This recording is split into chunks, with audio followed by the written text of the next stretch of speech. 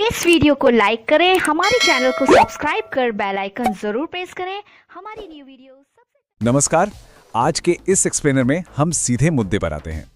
अक्सर हमने नोटिस किया है कि अचानक से पेट्रोल डीजल के दाम कैसे बढ़ जाते हैं।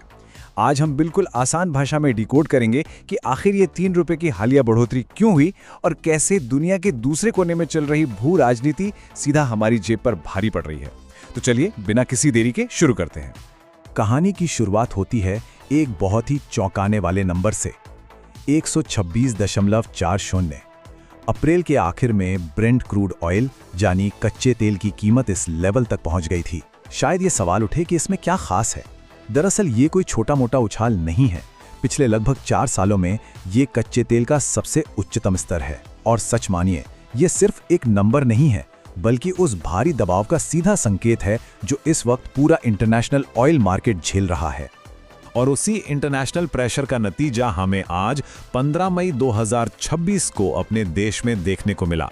पूरे भारत में पेट्रोल और डीजल पर अचानक से 3 रुपए प्रति लीटर की बढ़ोतरी कर दी गई।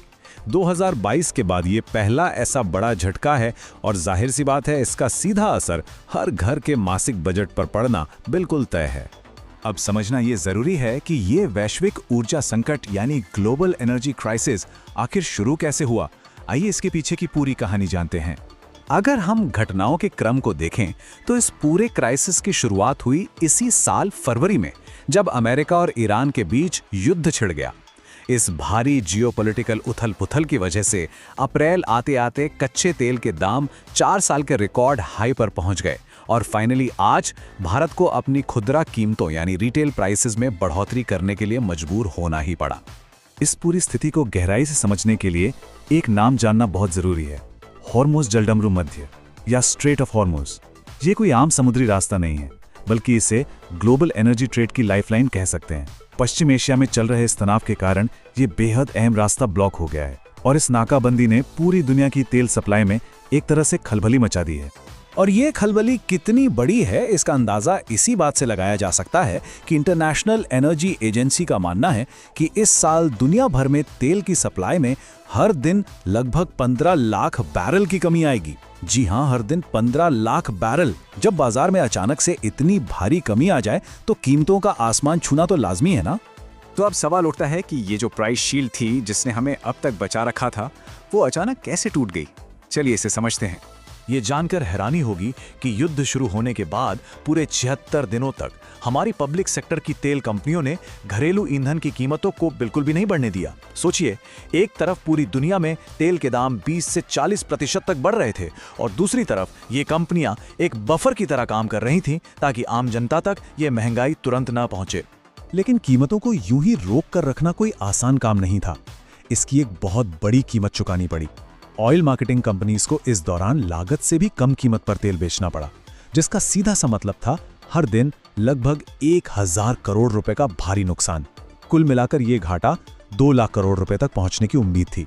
जाहिर है, इतने बड़े बोझ को हमेशा के लिए तो उठाया नहीं जा सकता था। इसी वजह से हमें एनर्जी सेक्टर में एक बड़ा ही अजीब विरोधाभास देखने को मिला। जो अपस्ट्रीम कंपनियां हैं, यानी जो कच्चा तेल निकालती हैं, उन्हें ऊंची कीमतों से बम्पर मुनाफा हुआ। उदाहरण के लिए ओएनजीसी के शेयर 20.6% तक उछल गए।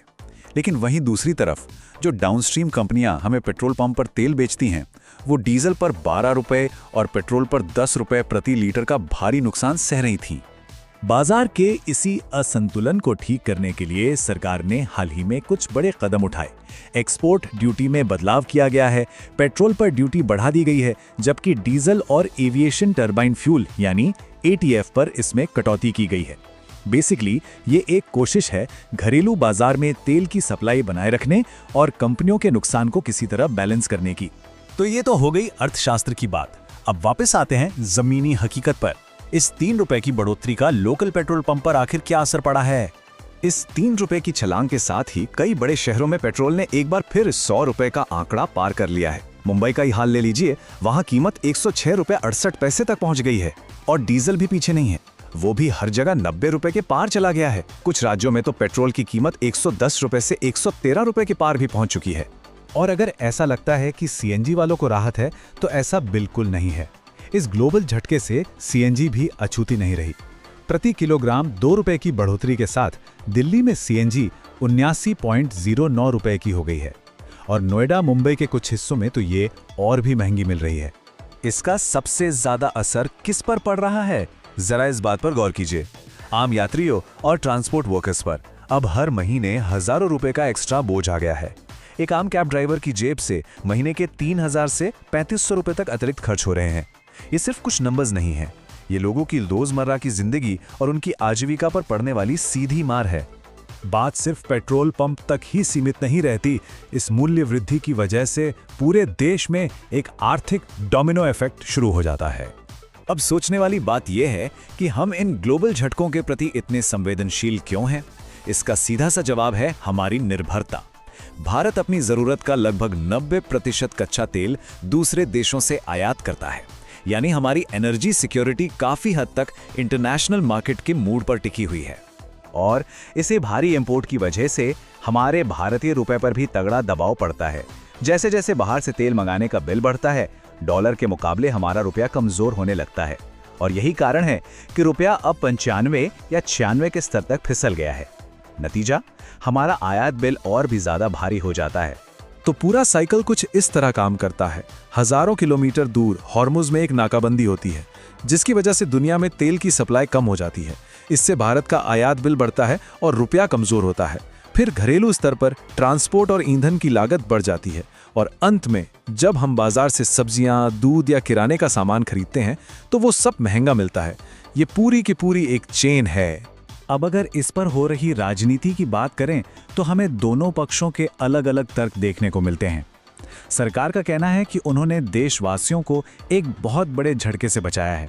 उनका तर्क है कि जहां अमेरिका और मलेशिया जैसे देशों में कीमतें 40% से ज्यादा बढ़ी हैं, वहीं भारत में सिर्फ 3% की वृद्धि हुई है। वहीं दूसरी तरफ विपक्ष का आरोप है कि चुनाव की वजह से इस बढ़ोतरी को जानबूझकर रोका गया था और अब ये जो अचानक वृद्धि हुई है, इससे आर्थिक विकास धीमा पड़ेगा और महंगाई और ज्यादा भड़केगी। अब इन सबके बीच वो एक सवाल जो हम सबके दिमाग में घूम रहा है, आखिर ये कीमतें कम कब होंगी, राहत कब मिलेगी?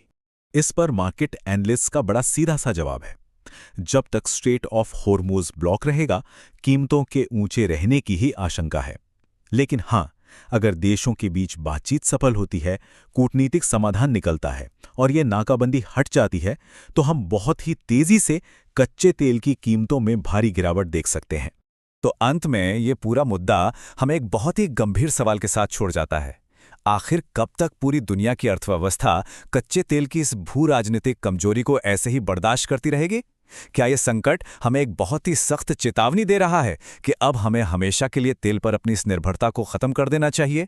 इस एक्सप्लेनर से जुड़ने के लिए बहुत बहुत शुक्रिया। चीजों को गहराई से समझते रहिए और जागरूक बने रहिए।